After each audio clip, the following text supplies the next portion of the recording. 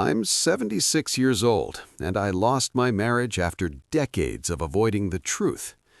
I don't say that lightly, and I don't say it to shock anyone.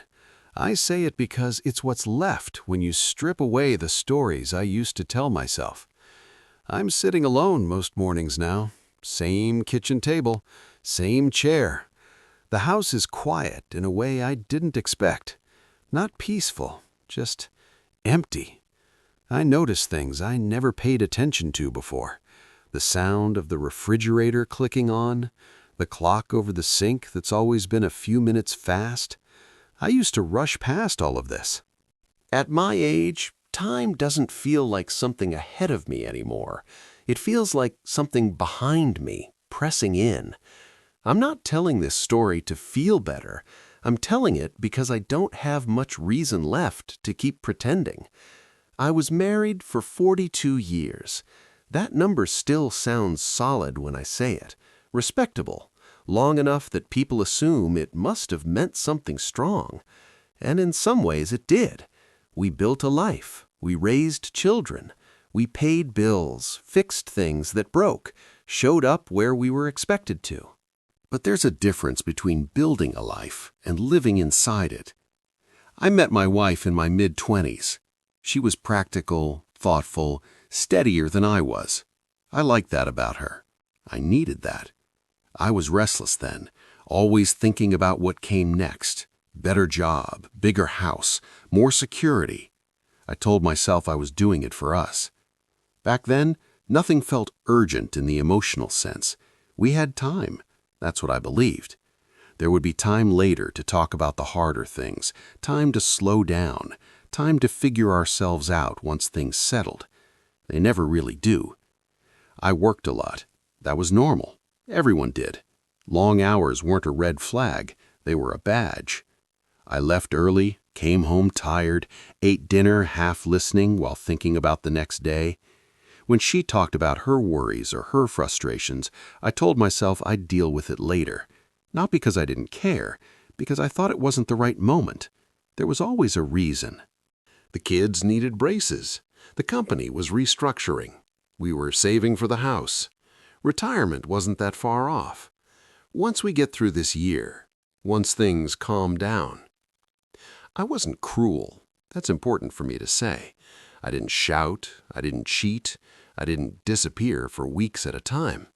From the outside, I was a good husband. From the inside, I was absent in quieter ways. I didn't ask questions I didn't already know the answers to. I didn't sit in discomfort long enough to understand what she was really saying. When she was quiet, I took it as peace. When she stopped arguing, I thought we'd solved something. What I didn't understand was that silence isn't the same as resolution. Years passed like that, not dramatically, just steadily. Our conversations became logistical.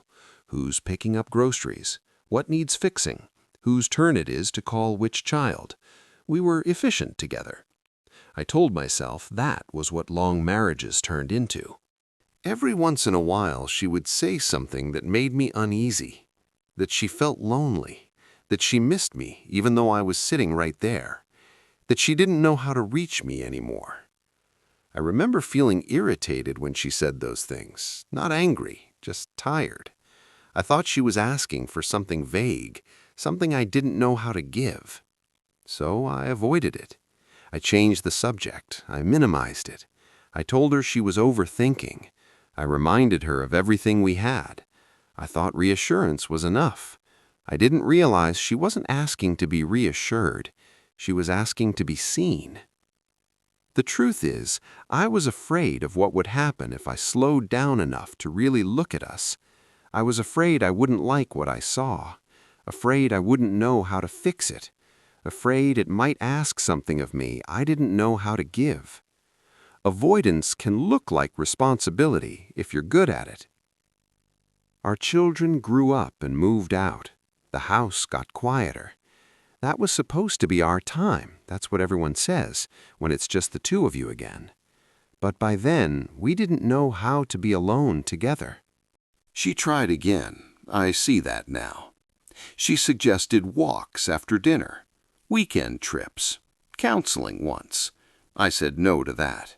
I didn't believe in it, I said. Or maybe I said we didn't need it. I don't remember my exact words. I remember the feeling, though. Defensive. Closed. I thought admitting we needed help meant I had failed. What I didn't understand was that refusing help was its own kind of failure. The change didn't come with a single fight or betrayal. It came quietly. She stopped asking. She stopped waiting for me to notice. She built a life that didn't include me in the ways that mattered. Friends, hobbies, long afternoons I knew nothing about. At the time, I was relieved. Less tension, less pressure. I told myself this was stability. It wasn't. The turning point didn't feel like a turning point when it happened. It was a conversation at the kitchen table, the same table I'm sitting at now. She told me she was tired. Not tired from work or age, tired of being unseen. She said she didn't think I knew who she was anymore, and worse, she didn't think I wanted to. I remember feeling confused. I had lived beside her for decades. How could I not know her? But when I tried to answer her, I realized I didn't have much to say. I knew her habits, her schedule, her preferences at the grocery store. I didn't know her inner life. That's when I felt it shift, something closing that I couldn't reopen by explaining myself. We didn't divorce right away. We lingered. That's another way I avoid things. Years of polite distance, separate routines under the same roof. I thought maybe this was just another phase we'd endure. Then she got sick. Nothing dramatic at first. Appointments, tests, a diagnosis that carried more weight than I wanted to admit. Sitting in waiting rooms together, I felt closer to her than I had in years. Crisis has a way of doing that. But closeness built on fear doesn't last. She recovered, mostly, enough to see clearly what she wanted, or didn't want. And one evening, she told me she was leaving. Not angrily, not dramatically, just firmly, like someone stating a fact they had finally accepted. I didn't argue. I didn't know how. Part of me understood before my mouth caught up. She said she didn't want to spend whatever time she had left feeling alone beside someone else. That sentence still sits with me. The day she moved out, the house didn't change much physically. Her things were gone, but the structure stayed the same. It was the absence that altered everything, the echo of it, the realization that this was final. At my age, endings feel heavier because there aren't many beginnings left to balance them. I tried, too late, to say the things I had avoided, to apologize properly, to explain myself without defending myself. But apologies don't work when they arrive after the door has already closed. Some things expire. What can't be fixed is not just the marriage, it's the shared future we assumed would always be there. The version of ourselves that might have existed if I had been braver sooner, if I had been willing to sit in discomfort instead of outrunning it. I can't go back to the nights I chose television over conversation, or the mornings I left before she woke up because it was easier than talking. I can't reclaim the years I treated emotional distance as a neutral condition instead of what it was. Loss doesn't always announce itself. Sometimes it waits patiently while you convince yourself everything is fine. Now, when I see her, which isn't often, we are cordial, careful, like people who share a long history but no longer share a present. I see peace in her that I don't feel entitled to comment on. I don't hate myself. That would be too simple. I understand why I made the choices I did. They made sense at the time. They were rewarded, even. Stability, respect, a life that looked complete. But understanding doesn't undo consequence. If you're listening to this and you're younger than I am, I won't tell you what to do. I don't believe in that anymore. I can only tell you what I wish I had understood. Avoiding the truth doesn't freeze it. It lets it grow quietly until it's too large to face. Love doesn't survive on good intentions alone.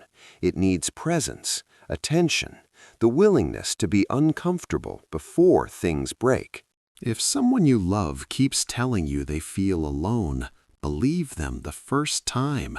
Don't wait for proof you can't ignore. And if you recognize yourself in any of this, don't panic. Just pause. Look honestly at what you're postponing. Ask yourself why.